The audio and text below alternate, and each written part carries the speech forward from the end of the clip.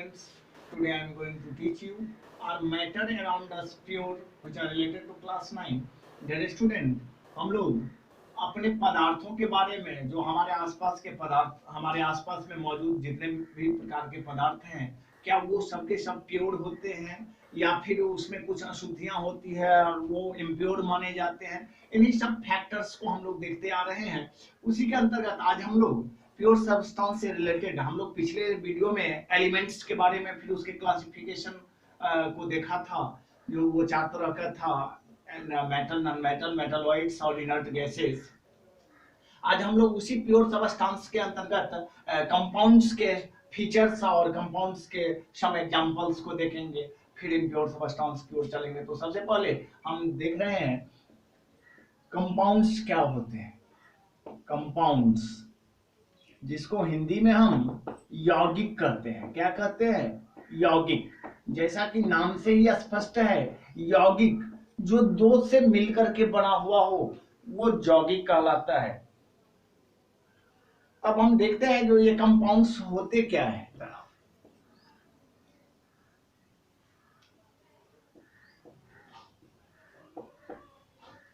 A substance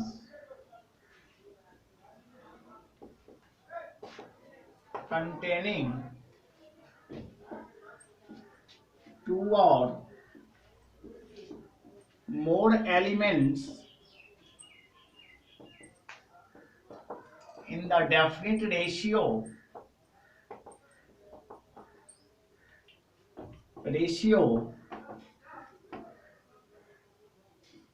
is called the compound। यौगिक क्या है? यौगिक के बारे में कहा जा रहा है सबस्टेंस कंटेनिंग टू और मोर एलिमेंट्स, दो या दो से अधिक तत्वों से बना हुआ पदार्थ जो डिफिनिट अनुपात में रहते हैं, in the form of definite ratio, जिसका अनुपात डेफिनिट होता है। क्या होता है? डेफिनिट होता है। इस तरह के जो भी आपको सबस्टेंस मिलेंगे वो सब के सब कंपाउंड्स माने जाते हैं। फॉर एग्जाम्पल C+O2 ये बना देता है CO2। डेयर स्टूडेंट, यहाँ हमने एग्जाम्पल्स लिया जिसमें हमने कार्बन को लिया, ऑक्सीजन को लिया और बना के दोनों रिएक्शन करके क्या बनाया? Carbon dioxide. जब हम इसके प्रॉपर्टीज को खंगालना शुरू करेंगे प्योरिटी और इम्प्योरिटी के हिसाब से, प्योर और इम्प्योर के हिसाब से, तब यहाँ देखेंगे कि कार्बन जो हमारा है किस तरह का सबस्टेंस है, फिर ऑक्सीजन किस तरह का सबस्टेंस है। ये दोनों मिलकर के आपस में योग करके जोड़ करके क्या बनाया? CO2 बनाया। तो डियर स्टूडेंट, यहाँ हम देखते हैं कि कार्बन एक इन्फ्लामेबल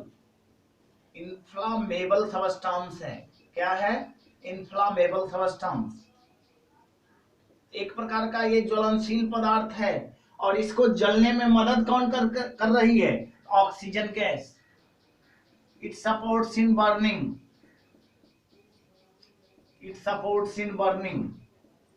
ये उसे जलने में क्या कर रही है? मदद कर रही है।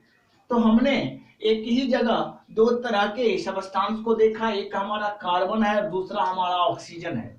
कार्बन के जब हम प्रकृति को, नेचर को देखना शुरू किया तो ये कार्बन प्रकृति में जो है इन्फ्लामेबल है, मीन्स ज्वलनशील है। इन्फ्लामेबल का मतलब क्या होता है? ज्वलनशील।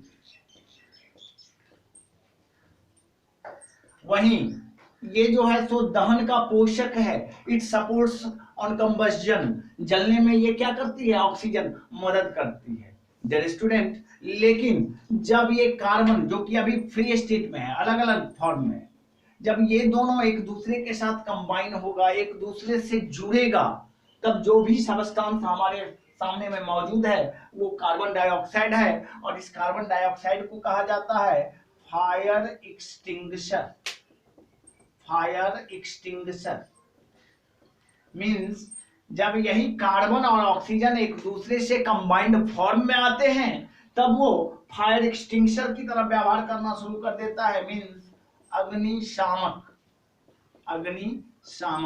गांव देहात के क्षेत्रों में जब आग लगने की समस्या, अगलगी का जो समय आता है, तो उस टाइम में हम लोग प्राय बड़ी बड़ी गाड़ियों को देखते हैं, आग बुझाने के लिए जाते हैं, जिसको हम फायर एक्सटिंग्विशर कहते हैं, अग्निशामक वाहन कहते हैं। तो उसमें क्या एक्चुअली में लगा हुआ रहता है, तो उसमें मुख्यतः कार्बन डाइऑक्साइड ही रहता है, जिससे लगी हुई आग को क्या कर दिया जाता है, बुझा दिया जाता है। तो यही कुछ कंपाउंड्स के एक एग्जांपल है, जिसमें कि कार्बन ऑक्सीजन के साथ कंबाइंड होकर के कार्बन डाइऑक्साइड बनाता है। फ्री स्टेट में कार्बन जो है सो ज्वलनशील है, ऑक्सीजन जो है सो उसको जलने में मदद करती है, लेकिन after combined with each other they form carbon dioxide which is used as a fire extinction, और जो अग्निशामक यंत्र की तरह हम व्यवहार में क्या करते हैं, उसका प्रयोग करते हैं। एक और दूसरा एग्जांपल देखेंगे, जिसमें हम नाइट्रियम को क्लोरीन के साथ रिएक्शन कराते हैं, तो हमें नाइट्रियम क्लोराइड या कॉमन साल्ट प्राप्त होता है। लेकिन फ्री स्टेट में नाइट्रियम और क्लोरीन की क्या भूमिका होती है, उसको देखेंगे।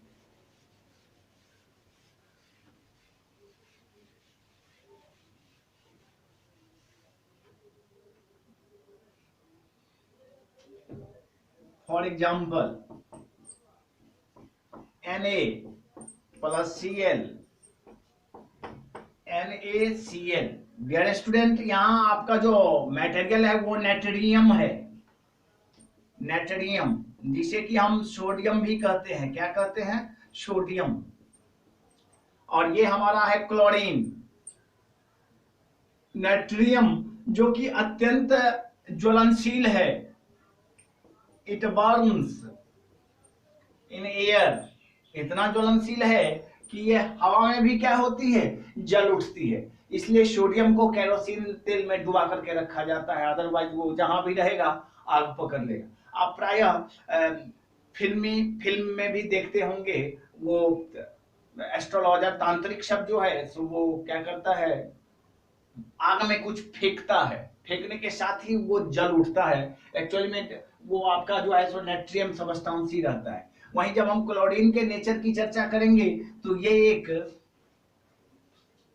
ग्रीन कलर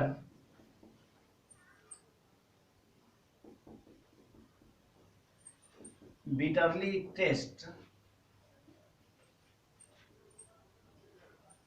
गैसियस सबस्टांस माना जाता है। जब हम क्लोरीन की चर्चा करते हैं, तो ये रंग में कैसा है, तो ग्रीन है। स्वाद कैसा है, तो बिटरली है। और ये किस स्टेट को प्राप्त करता है, तो गैसियस स्टेट को। हमने यही एक ही जगह क्लोरीन के 3 प्रॉपर्टीज को देखा।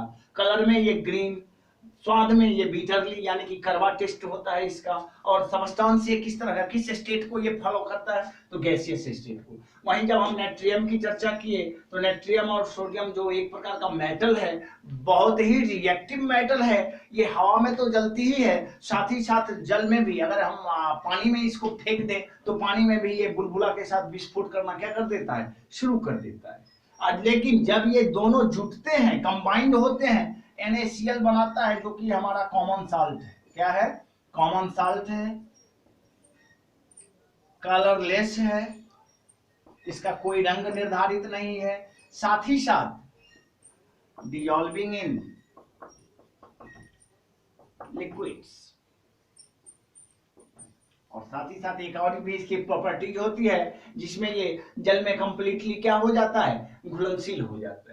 अब हम इसके कुछ एक प्रॉपर्टीज को देखेंगे।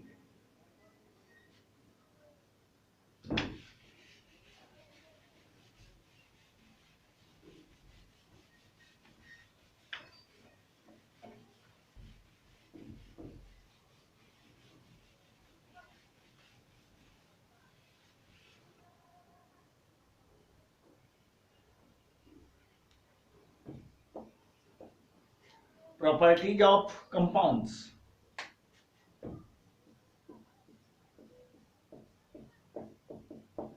Properties of compounds.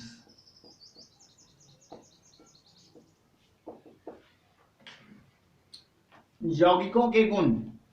पहला प्रॉपर्टी जो हम देखेंगे, the components of compounds are differ from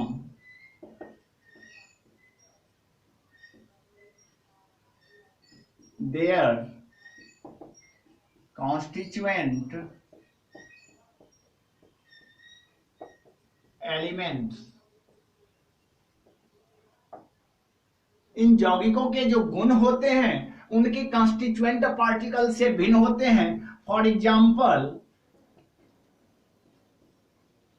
2H2 plus O2 और ये बना दिया 2H2O, जल है। यहाँ हाइड्रोजन की अलग प्रकृति है, ऑक्सीजन की अलग प्रकृति है, लेकिन जब ये दोनों कंबाइंड होकर के कंपाउंड का निर्माण करते हैं तब वो क्या बना देता है? Water. No odour, no taste, no smell, किसी तरह का ना इसका कोई कलर होता है। हमारे पास में जो वाटर मौजूद है ये कलर लेस है, ऑर्डरलेस है, टेस्टलेस माना जाता है, रंगहीन है, स्वादहीन है और गंधहीन माना जाता है। तो ये कहने का मतलब है सबका सब प्रॉपर्टीज, इसकी जो प्रॉपर्टीज है इस कंपाउंड्स की, इसके खुद के कंस्टिट्यूएंट मॉलिक्यूल या एटम से जो है सो भिन्न माना जाता है। मतलब ये हाइड्रोजन और ऑक्सीजन से इसकी प्रॉपर्टीज क्या होती है? भिन्न मानी जाती है। दूसरा हम देखेंगे the components of mixed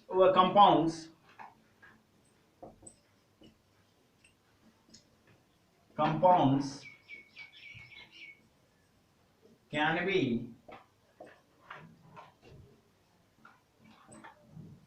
separated through physical means।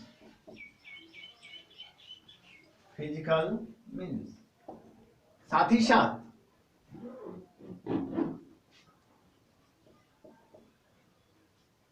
the components of compounds cannot be separated through physical means। किसी भी भौतिक साधनों को अपना करके हम कंपाउंड्स के एलिमेंट्स को तोड़ नहीं सकते हैं। इसके कहने का तात्पर्य ये है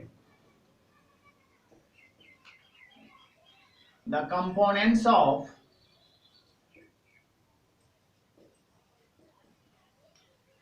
compounds are remains same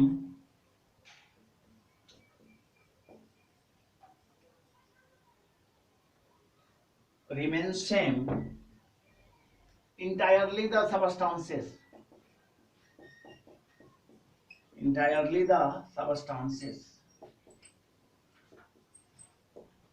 The components of compounds are remains same entirely the substances। इस जल के हर एक मॉलिक्यूल को जब हम देखना शुरू करेंगे तो वो हर एक मॉलिक्यूल दूसरे मॉलिक्यूल से सिमिलरिटी दिखाना क्या कर देता है? शुरू कर देता है। और यही एक से दूसरे मॉलिक्यूल के बीच में जो सिमिलरिटी बढ़ती जाती है तब वो इस तरह के कंपाउंड्स का क्या होता है? निर्माण होता है। फिर हम अगले पॉइंट्स को देखेंगे।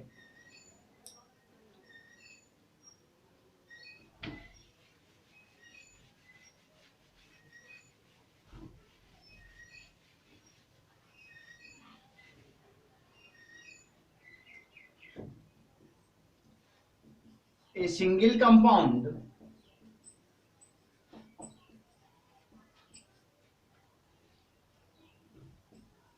has its uniform structure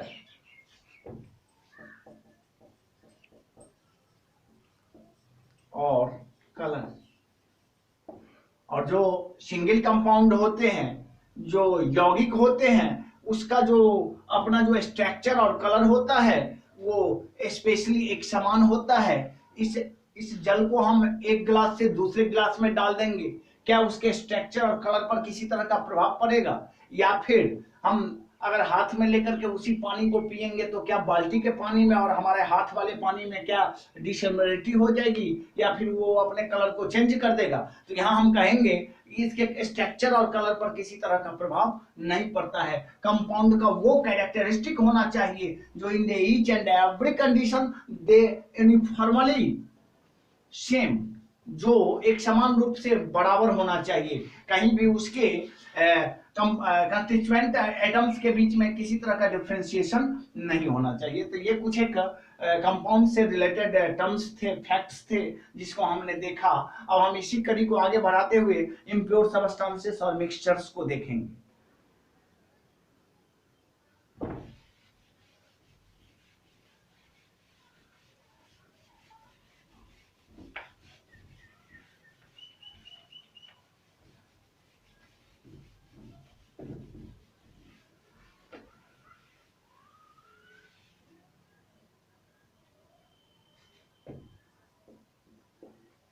mixtures और impure substances।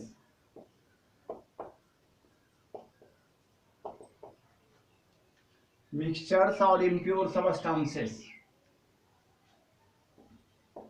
A substance containing two or more elements or compounds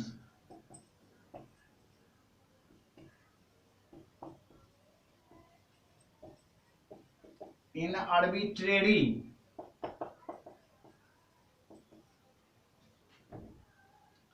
proportion, retaining their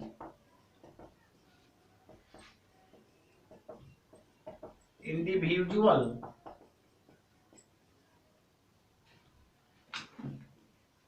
properties is called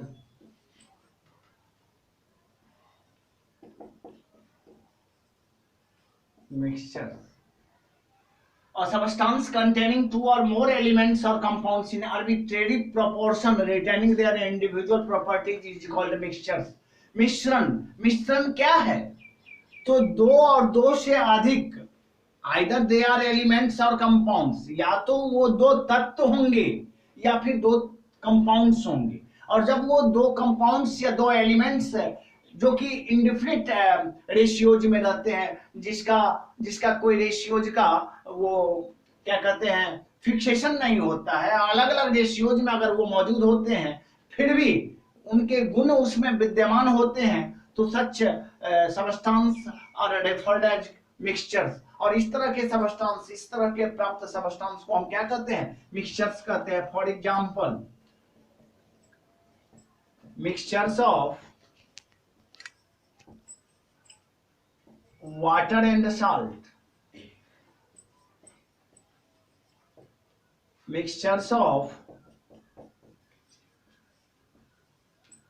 water and sugar,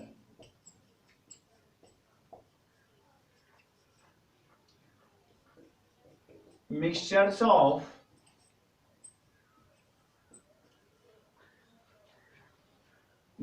of foils etc। ये कुछ एक आपके सामने में मिक्सचर्स के एग्जाम्पल दिए गए हैं, जिसमें हमने एक मिक्सचर देखा वाटर और साल्ट का, दूसरा मिक्सचर देखा वाटर एंड शुगर का, और तीसरा देखा मिक्सचर्स ऑफ सॉइल्स। हमारी मिट्टियां जो होती है वो भी बहुत सारे इम्प्योरिटीज को अपने साथ कैरी करती है, और तरह तरह की मिट्टियों का वो मिक्सचर्स माना जाता है। इसी तरह से एयर भी आपका मिक्सचर्स ही है। Mixtures of different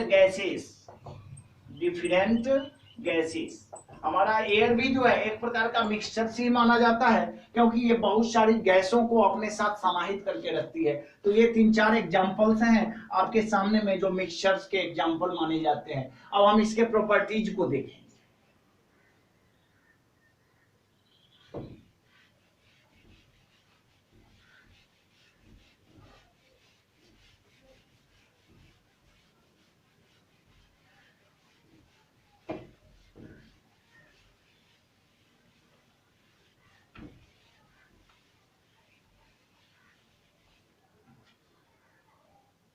properties of mixtures. अब हम इसके गुणों को देखेंगे। The components of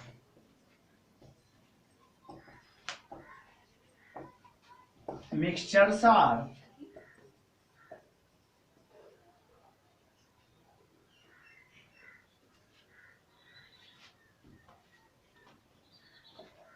have different ratios. कहने का मतलब है इसके रेशियोज का कोई सही आकलन नहीं हम कर सकते। They do not contain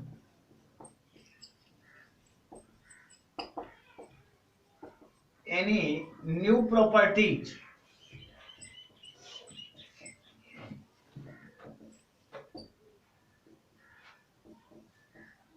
they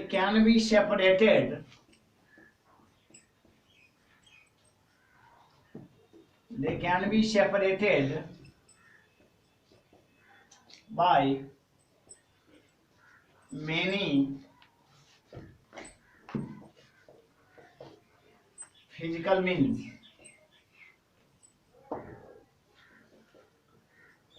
The components are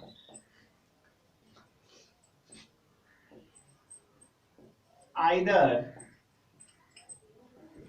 elements or compounds। ये चार प्रॉपर्टीज है जो मिक्सचर से रिलेटेड है। पहला प्रॉपर्टीज है the components of mixtures have different ratios, जैसा कि we have just discussed here. इसके जो वो पार्टिकल्स होते हैं, कंपोनेंट्स होते हैं, वो डिफरेंट रेशियोज को धारण करते हैं, एक जैसी रेशियोज नहीं रहते हैं। They do not contain any new properties, और मिक्सचर से तैयार होने के बाद भी इसमें किसी तरह के नए गुणों का प्रचार प्रसार नहीं होता है। They can be separated by many physical means. वहीं हमने देखा कंपाउंड्स को हम किसी भी भौतिक साधनों के द्वारा अलग नहीं कर सकते हैं, लेकिन इस मिक्सचर्स को हम कई तरह के साधनों के द्वारा क्या कर सकते हैं, अलग कर सकते हैं। The components are either elements or compounds, और इस मिश्रण का निर्माण या तो दो या दो से अधिक एलिमेंट्स से हो सकता है, या फिर दो या दो से अधिक कंपाउंड्स जब एक साथ मिलेंगे तब इस मिक्सचर्स का क्या होता है, निर्माण होता है। अब हम नेक्स्ट वीडियो में इसके क्लासिफिकेशन को देखेंगे, मिक्सचर्स कितने तरह के होते हैं, फिर डिटेल किया जाएगा उस नेक्स्ट वीडियो में। तब तक के लिए धन्यवाद।